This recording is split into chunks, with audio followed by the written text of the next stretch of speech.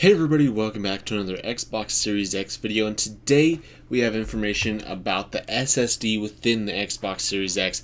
We have leaked details on all the hardware specifications, speeds, form factor, all sorts of different stuff, as well as discussion about external hard drives on the Xbox Series X and what the future of the Xbox Series X holds for storage and for memory. So before we get into today's video, I want to remind you guys to subscribe to the channel if you're not already. Make sure you guys subscribe to the channel, hit that notification bell as well. That way you guys stay up to date with all the latest videos on the channel, because we've got a lot of great content and there's a lot more to be coming up here in the near future. We got the reveal of the PlayStation 5 coming up here real soon, as well as the official specs of the PlayStation 5, Xbox Series X. Tons of great gaming content coming out this year. It's going to be a really exciting year, so make sure you guys subscribe, and that way you guys don't miss out. But let's get into today's video. So this screenshot has been floating around for the past 2 days or so about the leaked SSD within the Xbox Series X. It says, this company designed flagship PS5016-E16, the world's first PCIe Gen 4x4 NVMe SSD solution, and PS5019-E19 DRAM-less PCIe Gen 4x4 NVMe SSD installed in Xbox Scarlett by hosting Scrum ceremonies as Scrum Master, integrated with the development of project standards, procedures, and quality objectives with two cross-functional teams. So if this screenshot is accurate, which I just gotta say, take this with a grain of salt, it is a leak, but if it is accurate, that means that the Xbox Series X is going to feature a PCIe Gen 4 NVMe SSD, which is absolutely incredible. PCIe Gen 4 is right now exclusive to AMD's Ryzen 3000 series CPUs, or like Threadripper and above. It's not available on Intel or even any previous generation of AMD CPU, so it's not available even on Ryzen 2000. It's this brand new technology that came out last year, and it's actually going to be featured in the Xbox Series X, which is a great thing. It's good to be future-proofed a bit. And it's also interesting here to note is that we're going to be getting an NVMe SSD as the boot drive and the internal storage on the Xbox Series X. So NVMe SSDs are absolutely crazy. They are insanely fast, and they're actually really, really tiny. Honestly, they're not very much bigger than a stick of gum, and they can hold a lot of data. There's NVMe SSDs that are 2 terabytes or even larger, and they're just so tiny, but they're also blazing fast. So they're super quick, and I've actually got one installed in my PC, so I can load up things so quickly. If I want to launch a game that's installed on my SSD, it's literally there in seconds. You know how games have tips during the loading screens? Well, when you got an NVMe SSD, you're likely not even able to read those fast enough before the game's already loaded in. So it's absolutely crazy, and it'll be insane to see this in an Xbox, especially going from last generation where the base Xbox One had a 5400 RPM hard drive, mechanical hard drive, as the internal device. And then it also, you could plug in external hard drives, but those were limited by SATA 2 speeds, which honestly aren't that high. I'm going to get into specific speeds in a second. But then we had the Xbox One X, which upgraded that to SATA 3 speeds, but still with the CPU, you're probably not able to actually saturate those full speeds when transferring files or downloading anything, or even, loading games on your system. So now as for actual speeds, this is a graph showing you guys about the actual speeds of this SSD. So the PS5019-E19T, says the interface here is a PCIe Gen 4x4 NVMe. It has a 512 gigabytes through 2 terabytes capacity, and we're going to get into that in just 1 second. It has sequential reads and writes speeds up to 3,600 megabytes per second, and write speeds of up to 2,200 megabytes a second. So that's about 3.6 gigabytes per second and 2.2 gigabytes per second, respectively. So that's in sequential write. So if you're writing big files all at once. But what really matters is the random read and write speeds. So this has the random read and write speeds of 380,000 to 500,000 IOPS in reads and writes, respectively. And it says that it comes in a form factor of CFX or M.2. So we all know what M.2 is. M.2 is this tiny little drive. Here's a picture of it, what it looks like. Like I said, this is the one that is only a little bit bigger than a stick of gum. but I actually didn't know what CFX was, so I looked it up, and apparently this is what the form factor for CFX is. Looks kind of similar to SATA, but I guess it's this new form factor for storage, so kind of interesting that it's going to be either one of these two form factors. So something about this CFX form factor is that on Wikipedia it says that it's a standard for removable media cards, which is interesting because in our last video we talked about the Xbox Series X leaked prototype actually having a slot on the back, potentially for expansion slots for storage. So maybe that slot is actually for a removable SSD, this new CFX standard. And the CFX also carries support for NVMe, which means this also lines up with those leaks about the Xbox Series X having a PCIe Gen 4x4 NVMe SSD.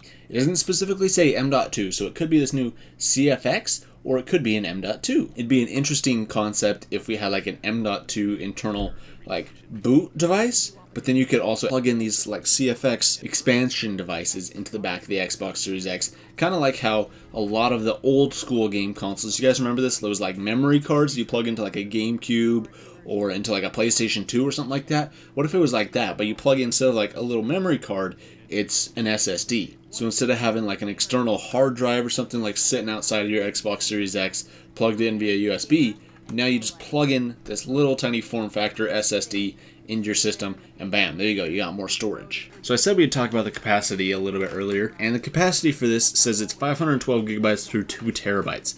Now, this kind of confirms at least one thing about the Xbox Series X, is that it will launch with at least a 500 gigabyte internal drive, which, I mean, the original Xbox One launched with a 500 gigabyte one, so if it had anything less than that, it'd basically be a downgrade, so I wouldn't expect anything less. But in today's age, I feel like 512 gigabytes is still too low. Anything less than a terabyte would pretty much be unacceptable. Even a terabyte, it doesn't really go that far anymore. We have games like Call of Duty Modern Warfare that are 143.6 gigabytes. Halo 5 and Halo Master Chief Collection, which are both 100 gigabytes or more. And so this means that having a 500 gigabyte drive can only really hold a couple of games now. So you could really only have 3, maybe 4 games on your system if they're these big AAA games like Call of Duty and Halo. And even the file size for Gears 5 is actually pretty big too. But there is an issue that comes along with this, and this is that for SSDs you're going to be paying way more for larger capacities than you would for a standard mechanical hard drive.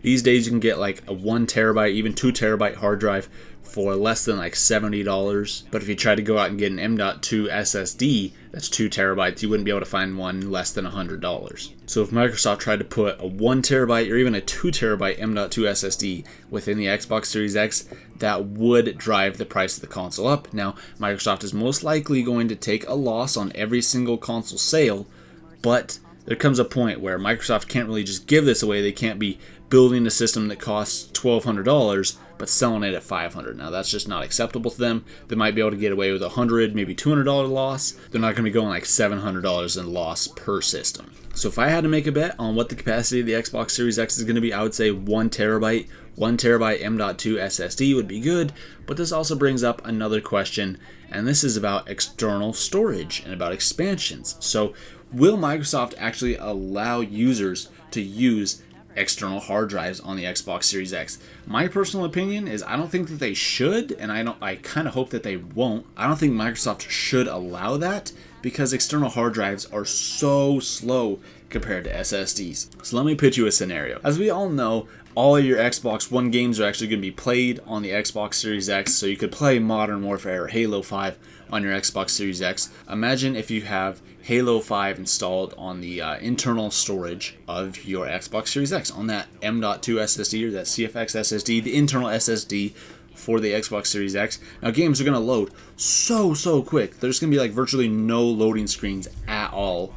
But then, you run out of storage space on that internal drive, whether it's 500 gigabytes or a terabyte or even 2 terabytes, whatever it might be, you run out of storage on that. So you go out, you get a hard drive, you plug it into your Xbox Series X, and you copy your games over onto it, and you try and play Halo 5 on your external drive. Now, all those games that loaded really quickly and you didn't have any more loading screens because they were running off that SSD, well now, if you pull it back to a mechanical hard drive, they're just going to chug. So I could see this being a big problem where games are now going to be starting to be designed around the fact that users are going to be using an SSD for them. So like loading screens, stuff like that's going to get cut down. Even Sony showed off a demo of the PlayStation 5 where they showed off Spider-Man on the PlayStation 5's SSD versus a PlayStation 4 Pro and its mechanical hard drive.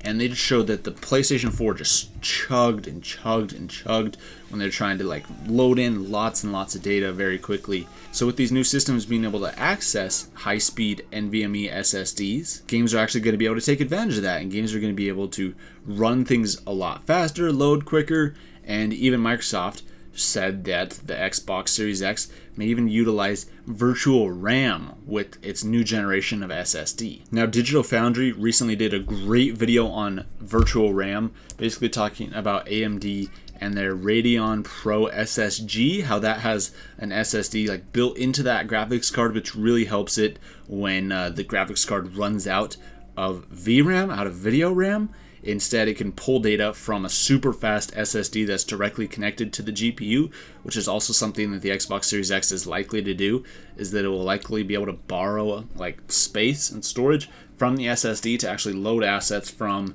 and essentially use as virtual RAM, which would help the console out significantly. I mean, it will have leaks to be 16 gigabytes, which is going to be great, but games actually might need more than that because that 16 gigabytes is also going to be used for like the operating system and whatnot, and background streaming.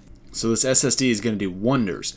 But my question though is Microsoft going to still allow external hard drives? Because essentially what you're doing is you're having a super fast NVMe SSD, but then you're handicapping it by plugging in an external hard drive. So an example would be the Bugatti Chiron. That actually broke that 300 mile an hour barrier. So that would be like an example of comparing that to an NVMe SSD. It's really stinking fast, but imagine you take this car and you put up a speed limit where you're like, hey, you can only go 40 miles an hour. Now this car can break 300 miles an hour. It broke that barrier. It can go faster than 300 miles an hour, and you're limiting it to 40 miles an hour. That's what this would basically be like. So you have all this power just ready and waiting to be used, but it's being slowed down and limited so hard by this old mechanical hard drive. So Microsoft, in my opinion, has two options here. They can just cut everybody off and say that they will not allow you to use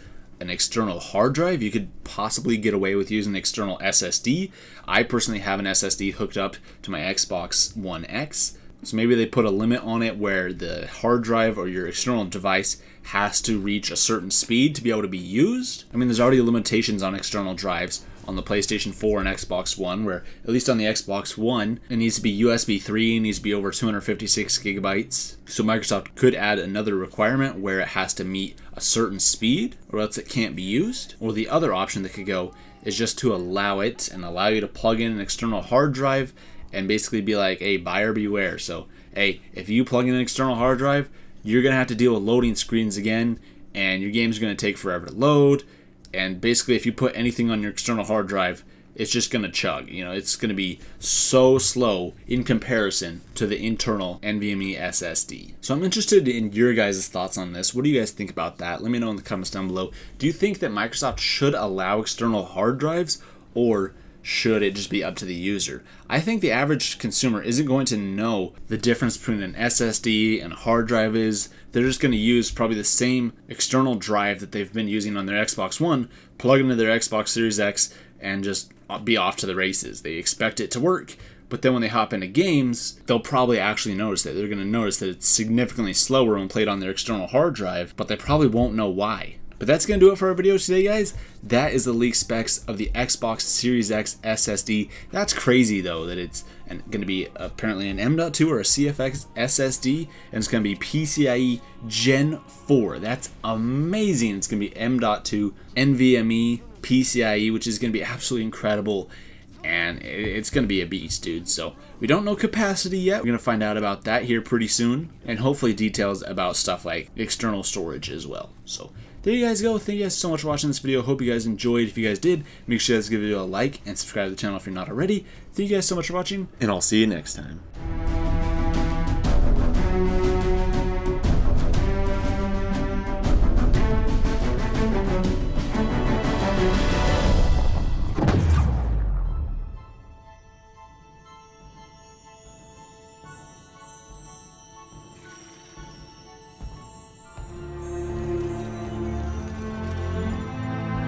chose you because you were special.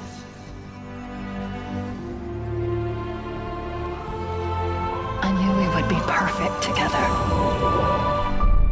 And I was right.